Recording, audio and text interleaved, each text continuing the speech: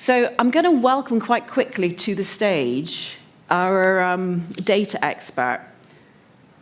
So SCARF have been working with Open UK now for about 3 years on our reporting, which some of you will have seen. And we're going to have an analysis, an analyst review of the open source data in an update from Avi Press, who's the founder and CEO of SCARF. Avi.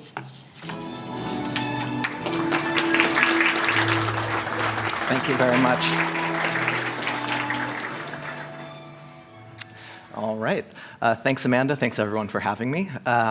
So my name's Avi Press, founder and CEO of SCARF, and we are a company that provides open source usage analytics. And we're going to talk about the last year's worth of data that we've collected and some trends that we've seen in it.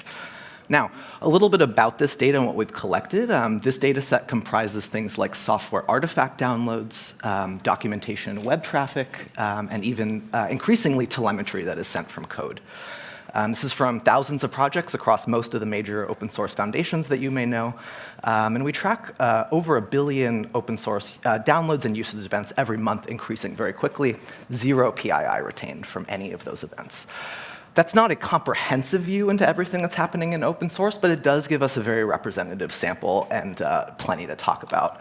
And so we will discuss what we can see about open source usage internationally, public versus private sector usage, the impact on business and the economic value of open source, and then we'll close by talking about some meta points about the practice of analytics in open source and how far it's come.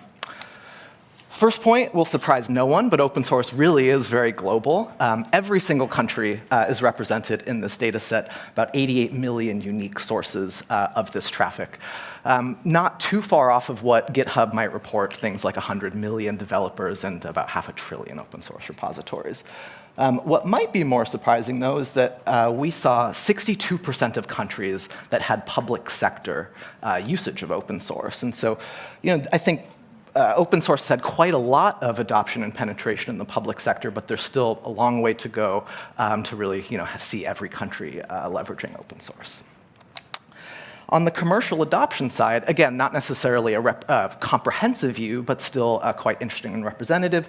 1.6 million companies are represented in this data set, so very valuable data for any company commercializing open source. 94% of the Fortune 500 is represented in this data, and I think that can also show that this is a more robust way to track these kinds of things than surveys alone, which might get you something to more like a 91% figure. But a really interesting report from Open UK even showed that out of all new companies in the UK, less than 3 years old, 100.0% of them are reported using open source, which I think is a very staggering figure as well. All of this business impact, estimated to be $8.8 trillion of value. It's a huge number, very hard to wrap your head around even.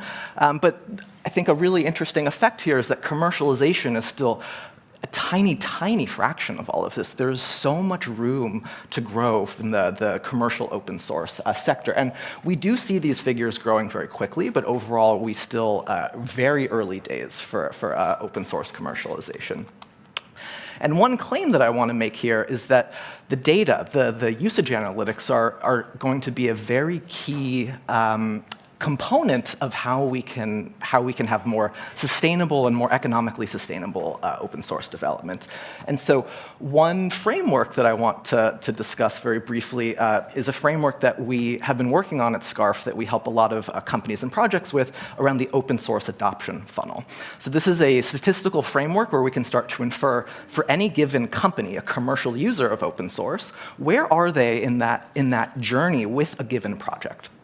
From them discovering it and learning about it all the way to deploying it into production, relying on it very heavily, et cetera. And so what we did was we analyzed from all of the AI projects that are tracking usage with SCARF and all of the database projects, what does the average funnel look like? So we're comparing a very mature category to a very high growth and less stable category. And these results may not be very surprising to you, but AI has more churn at every single stage of adoption.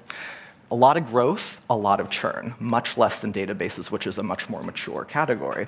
And so what we can learn from applying this kind of framework is that, which may not also be very surprising, but there's going to be significant business opportunity over the next year and more just by understanding what the user journey of different projects look like and then optimizing these conversion rates, right?